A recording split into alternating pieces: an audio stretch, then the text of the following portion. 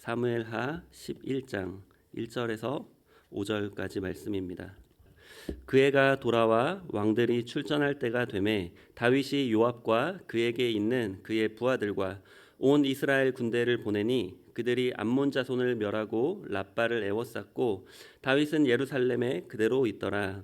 저녁 때에 다윗이 그의 침상에서 일어나 왕궁 옥상에서 거닐다가 그곳에서 보니 한 여인이 목욕을 하는데 심히 아름다워 보이는지라. 다윗이 사람을 보내 그 여인을 알아보게 하였더니 그가 아르되 그는 엘리암의 딸이요 햇사람 우리아의 아내 밧세바가 아니니까 하니, 다윗이 전령을 보내어 그 여자를 자기에게로 데려오게 하고 그 여자가 그 부정함을 깨끗하게 하였으므로 더불어 동침함에 그 여자가 자기 집으로 돌아가니라. 그 여인이 임신함에 사람을 보내 다윗에게 말하여 이르되 내가 임신하였나이다 하니라. 아멘.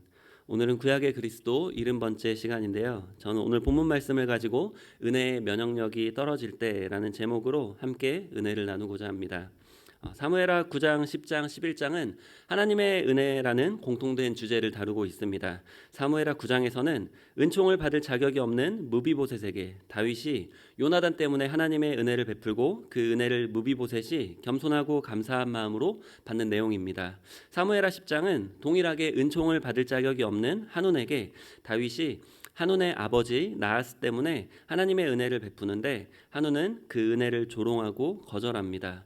오늘 본문 사무엘하 11장은 하나님의 은혜를 가장 많이 경험했던 다윗의 이야기입니다. 사실 다윗은 하나님의 은혜를 받을 만한 자격이 가장 없었습니다. 사무엘 선지자가 이새의 집에 찾아갔을 때를 보면은 다윗의 아버지 이새도 8번째 아들 다윗을 중요하게 생각하지 않았었습니다. 나중에 사무엘 선지자가 아들이 더 없냐는 말에 그제서야 이새는 다윗을 불러왔습니다. 다윗의 큰형 엘리압도 다윗이 골리앗과 싸우려고 하자 양들을 지키지 않고 전쟁을 구경하러 왔다며 다윗을 무시하며 핀잔을 줬습니다. 이렇게 보면 다윗은 그 집에서 그냥 양들만 지키는 그런 좀 무시받는 그런 존재였던 것 같습니다. 하나님은 그런 다윗을 택하셔서 기름 부으시고 언약을 맺어주셨고 엄청난 은혜를 주셨습니다. 본문은 그렇게 많은 은혜를 받았던 다윗도 죄 앞에서 한순간에 무너지며 인간의 추하고 그러한 잔인한 죄성을 가감없이 보여주는 내용입니다. 사실 죄는 바이러스처럼 어느 누구도 피해가지 않습니다.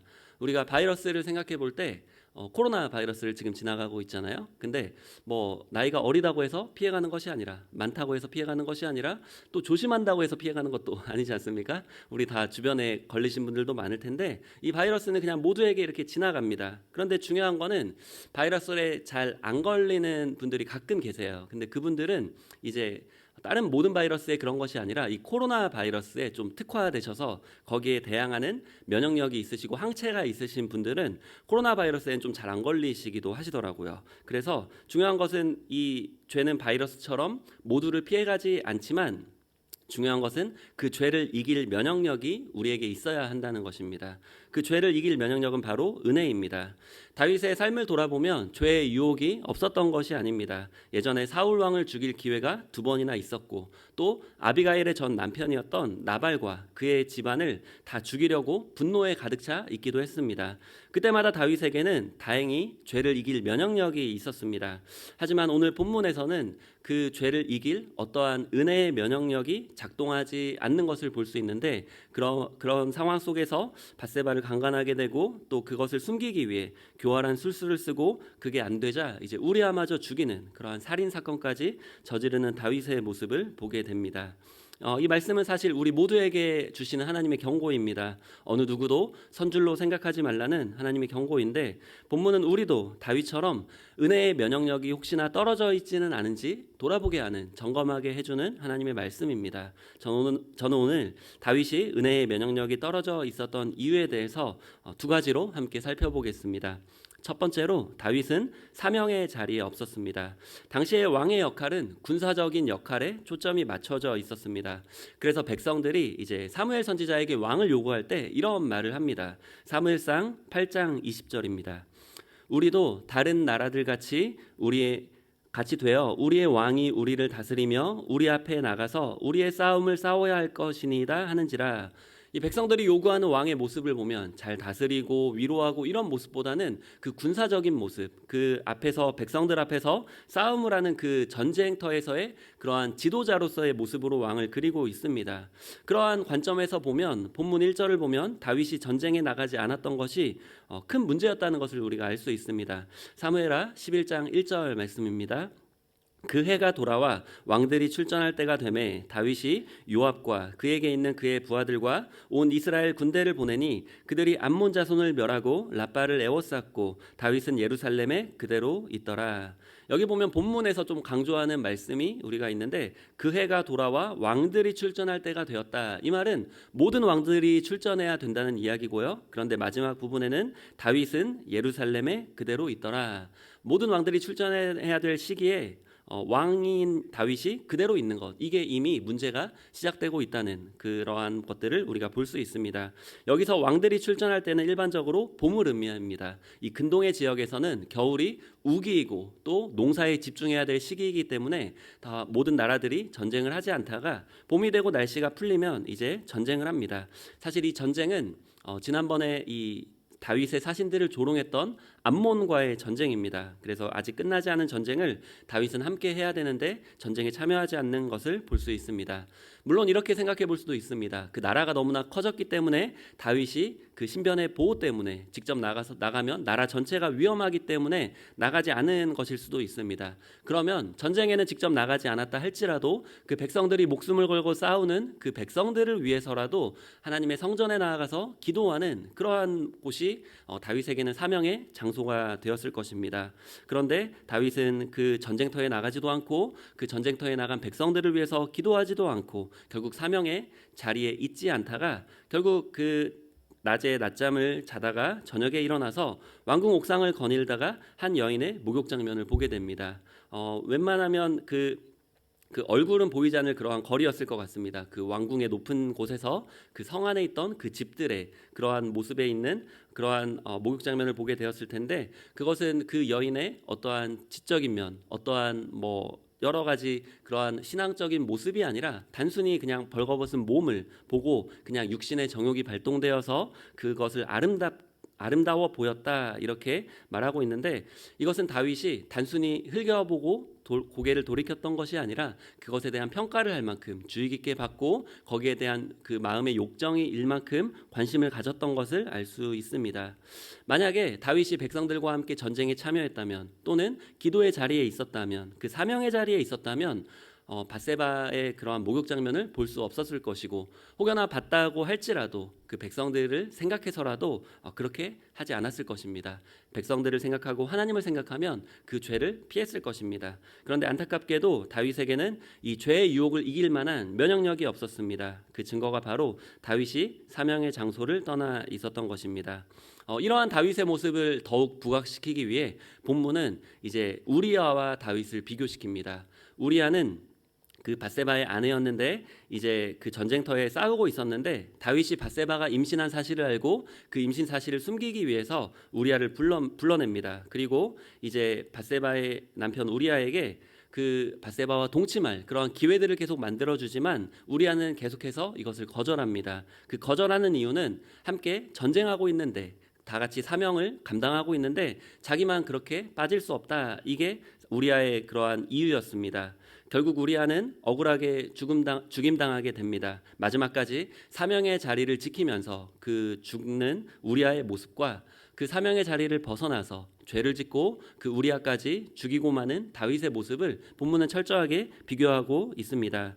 사실 이 사명을 지키는 자리는 죄의 유혹을 피하는 자리이기도 하지만 하나님께 쓰임받는 자리이기도 합니다. 사실 우리아가 그 전쟁터에서 군사로서의 쓰임을 받은 부분도 있지만 더 중요한 것은 이스라엘의 왕 다윗의 그 죄를 드러내는 또 그것을 경고하는 하나님의 메신저로서의 또 사명도 감당하게 됩니다.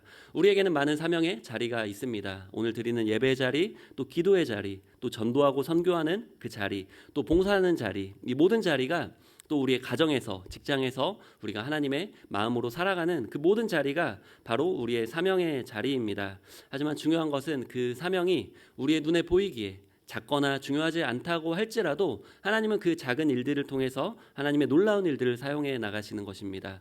우리아는 군사로서 그저 전쟁터의 자리를 지키려고 했지만 하나님은 그 우리아의 작은 사명 감당하는 모습을 통해서 다윗의 왕의 그러한 죄의 모습을 드러내고 부각시켜주고 오늘날 우리에게까지 귀한 경고를 주는 그러한 모습으로 사용되어집니다. 마찬가지로 우리에게 이 사명의 자리가 없다면 우리에게는 은혜의 면역력이 없다는 증거입니다. 사명의 자리를 회복하셔서 은혜의 면역력으로 모든 죄의 유혹을 이기시는 저와 여러분이 되시길 예수님의 이름으로 축원드립니다. 두 번째로 다윗은 하나님의 음성을 듣지 못했습니다.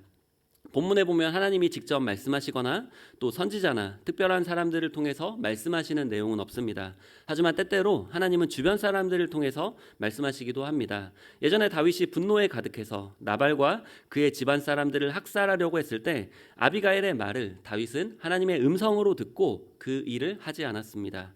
또한 다윗은 하나님은 양심을 통해서도 말씀하십니다. 다윗은 예전에 사울 왕의 겉옷자락만 베었는데도 마음이 찔렸었습니다. 하지만 은혜의 면역력이 떨어진 다윗은 주변 사람들의 어떤 말도 듣지 않고 또 양심에 더 이상 찔림이나 그러한 양심이 반응하지 않는 그러한 모습을 볼 수가 있습니다. 다윗은 목욕하는 여인을 발견한 후에 사람을 보내어 그 여인이 누구인지 알아내게 합니다. 본문 3절 말씀입니다. 다윗이 사람을 보내 그 여인을 알아보게 하였더니 그가 아뢰되 그는 엘리암의 딸이요 햇사람 우리아의 아내 밧세바가 아니니까 하니 다윗이 보냈던 사람은 그 여인은 햇사람 우리아의 아내 밧세바가 아닙니까? 라고 이렇게 말을 하는 것입니다. 우리아는 비록 이방인이었지만 사무엘하 23장에 다윗의 37명의 용사에 포함되어 있습니다. 그만큼 다윗에게 충성하며 목숨 걸고 전쟁터에 싸웠던 용사였고 또 백성들도 알만한 사람이었습니다. 그리고 그 아내인 밧세바도 알았을 것입니다. 그래서 다윗이 보낸 신하의 말에는 좀 이런 내용이 포함되어 있는 것입니다. 이 여인은 밧세바는 왕을 위해 목숨 걸고 전쟁터에 나가 있는 그 용사 우리아의 아내가 아닙니까?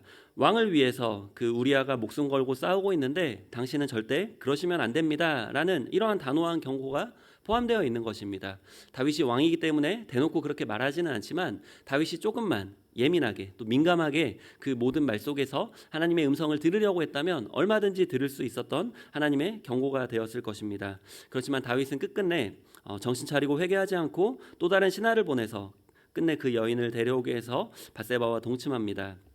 이때는 또 밧세바가 생리가 끝나고 율법에 따라 부정해진 몸을 씻은 후였는데 가임 기간이었습니다. 하나님은 그 다윗의 죄를 숨겨주시려고 하지 않았던 것입니다. 그래서 밧세바는 다윗과의 동침 후에 임신하게 됩니다. 그리고 밧세바는 사람을 보내어 다윗에게 임신했다는 사실을 알립니다.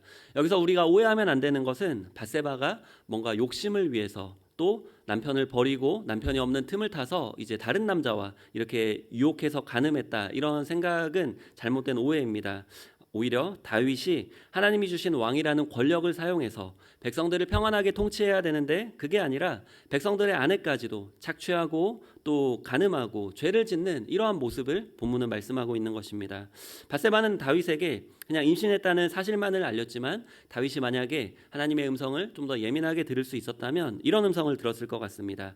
밧세바가 이렇게 내가 비록 남편이 없고 당신이 왕이라서 당신에게 수치를 당했지만 당신의 악행 때문에 내가 임신했습니다. 이제 어떻게 하실 겁니까? 라고 따지는 그러한 밧세바의 내면의 음성을 들었을 수 있을 것 같습니다. 그리고 이것은 하나님의 음성이기도 합니다. 다윗의 그 한 번의 죄였지만 그 죄를 결코 숨기지 않으시겠다는, 간과하지 않으시겠다는 하나님의 강력한 음성이기도 했습니다. 이에 다윗은 또 정신 차리고 회개하는 것이 아니라 이제는 자신의 죄를 은폐하기로 결정합니다. 그래서 우리아를 전쟁터에서 불러내서 너의 집으로 내려가서 발을 씻으라 이렇게 말합니다. 발을 씻으라는 표현은 집에서 편히 쉬며 아내와 동침하라는 것입니다. 그런데 다윗은 밧세바를 임신하게 만든 자기의 죄를 숨기려고 우리아를 밧세바와 동침하게 하려고 했지만 우리아는 자기 집으로 가지 않았습니다. 그래서 다윗이 왜 집으로 가지 않느냐라고 우리아에게 묻자 우리아가 이렇게 대답합니다. 사무엘하 11장 11절 말씀입니다. 우리아가 다윗에게 아뢰되 언약궤와 이스라엘과 유다가 야영 중에 있고 내 주 요압과 내 왕의 부하들이 바깥들에 진치고 있거늘 내가 어찌 내 집으로 가서 먹고 마시고 내 처와 같이 자리이까. 내가 이 일을 행하지 아니하기로 왕의 살아계심과 왕의 혼의 살아계심을 두고 맹세하나이다 하니라. 우리아는 이방인이었지만 그 우리아라는 이름의 뜻은 야훼는 나의 빛이시다입니다. 이 빛은 사도 바울에게 찾아간 예수님의 그 빛이었고, 사도 바울의 죄를 깨닫게 하시는 예수님의 빛처럼 마치 우리아는 다윗의 죄를 낱낱이 깨닫게 하시는 그 하나님의 그러한 선지자 역할을 합니다. 언약궤와 이스라엘과 유다가 야영 중에 있다는 것은 하나님도 그 전쟁에 함께하고 계시고 하나님의 백성들도 목숨 걸고 전쟁터에 참여하고 있는데 어찌 이러한 상황 속에서 내가 집에서 편히 쉬고 아내와 동침할 수 있겠습니까? 나는 절대 그렇게 하지 않겠습니다 라고 단호하게 우리아가 말하고 있는 것입니다. 이것은 우리아의 믿음의 고백이기도 했지만 하나님의 음성이기도 합니다. 충신 우리아는 목숨 걸고 전쟁터에서 싸우고 있는데 어떻게 너 다윗은 그 우리아의 아내와 죄를 범하고 그렇게 할 수가 있느냐라는 하나님의 음성이 담겨 있는 것입니다. 우리아는 마지막에 왕의 살아계심과 왕의 혼의 살아계심을 두고 맹세하는데 일반적으로 하나님께 맹세하는 것과는 조금 다른 것을 알 수 있습니다. 다윗이 사람들을 여러 차례 이렇게 보냈었고 밧세바가 임신했던 이러한 사실들이 어떻게 보면 조금씩 알려져 있었을 수도 있습니다. 용사였던 그 우리아는 어느 정도의 자리가 있었을 텐데 이 소식을 들었을 수도 있습니다. 그래서 우리아는 이 사실을 알면서도 이를 악물고 참아가며 다윗이 사람들에게 죄를 자백하고 또 하나님께 회개하길 그러한 충신의 마음으로 기다리고 있는 것인지도 모릅니다. 그렇지만 다윗은 끝끝내 돌이키지 않았고 요압에게 이제 우리아를 최전방에서 죽게 하라 이러한 편지를 우리아의 손에 들려서 이제 요압에게 전달합니다. 요압은 우리아를 죽게 한 뒤에 다윗에게 전령을 보내서 왕의 종 햇사람 우리아도 죽었나이다라는 소식을 전달합니다. 이것은 오늘 본문에서 가장 강력한 하나님의 음성입니다. 당신의 죄 때문에, 당신의 악행 때문에 누군가가 죽었다라는 것은 굉장한 그러한 양심의 찔림이 갈 만한 말입니다.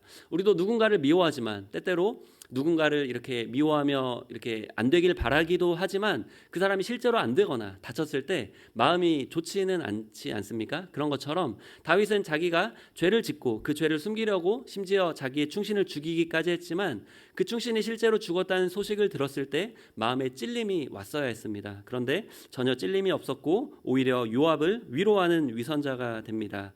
사무엘하 11장 25절에 보면 다윗은 이제 전령을 요압에게 보내며 이렇게 말합니다. 이 일로 걱정하지 말라. 칼은 이 사람이나 저 사람이나 삼키느니라. 그 성을 향하여 더욱 힘써 싸워 함락시키라 하여 너는 그를 담대하게 하라. 다윗은 전혀 양심의 찔림도 없이 오히려 그 우리아의 죽었던 것이 전쟁터에서 일어나는 당연한 일이다라고 그냥 이렇게 변명하며 이렇게 우리아를 위로합니다. 그리고 이제 이 소식을 들은 밧세바는 이제 그 남편 우리아가 죽었음을 듣고 그의 남편을 위하여 소리내어 우니라라고 26절에 이렇게 기록하고 있습니다. 우리아가 죽었음을 듣고 이제 밧세바가 우는 것을 보면은 그 다윗과 동침했던 것, 또 임신했던 것, 이 모든 것이 밧세바가 원하지 않았다는 것을 우리는 알 수 있습니다. 다윗에게 하나님은 백성들을 잘 돌보라고 다윗을 왕으로 세워주셨는데 다윗은 백성을 겁탈하고 또 죽이고 그 백성의 가정도 슬픔에 빠뜨리는 그러한 잔인한 일을 하고 있습니다. 마지막까지 다윗은 돌이키지 않았습니다. 사무엘하 11장 27절 말씀입니다. 우리 함께 읽겠습니다. 그 장례를 마침에 다윗이 사람을 보내 그를 왕궁으로 데려오니 그가 그의 아내가 되어 그에게 아들을 낳으니라. 다윗이 행한 그 일이 야훼 보시기에 악하였더라. 아멘. 백성들은 왕의 권력 앞에서 아무 소리도 못했지만 하나님은 그 일을 다 보고 계셨고 또 악하다고 하셨고 징계를 준비하고 계셨습니다. 이 말씀은 사실 다윗의 죄를 폭로하는 사건이지만 우리에게도 하시는 하나님의 경고이기도 합니다. 우리가 이 말씀을 보면서 우리에게 들려지는 하나님의 음성이 있는지 우리가 생각해 봐야 됩니다. 하나님의 직접적인 음성 또 계시를 통한 하나님의 말씀을 통한 음성도 있지만 우리가 주변 사람들을 통해서 하나님의 말씀을 듣지 못한다면 우리가 은혜의 면역력이 떨어져 있는 것이고 얼마든지 죄의 유혹에 우리가 넘어질 수도 있다는 그러한 증거이기도 합니다. 우리가 이 말씀을 들으며 생각해 보기는 혹시나 최근에 주변 사람들의 말을 듣고 하나님께 돌이킨 적이 있는지 또 주변 사람들에게 또 나의 모습을 돌이킨 적이 있는지를 좀 돌아보는 그러한 모습들이 필요합니다. 저도 이제 아내가 항상 이렇게 잔소리를 많이 하는데 제가 은혜의 면역력이 떨어져 있을 때는 아내의 잔소리가 굉장히 듣기 싫어요. 그래서 조금만 작은 잔소리를 해도 화를 내고 굉장히 방어적이 되고 들을 준비가 안 돼 있지만 은혜를 받고 이 면역력이 채워져 있을 때는 아내의 작은 말에도 또 아이들의 그러한 작은 모습에도 제 모습을 돌아보고 하나님께 죄를 돌이키고 또 제 마음을 돌이키고 또 사람들에게 그러한 저의 모습을 돌이키게 됩니다. 바라기는 오늘 말씀을 통해서 성령님께 민감하게 반응하심으로 하나님의 음성을 들으시고 은혜의 면역력을 키우시는 저와 여러분이 되시길 예수님의 이름으로 축원드립니다.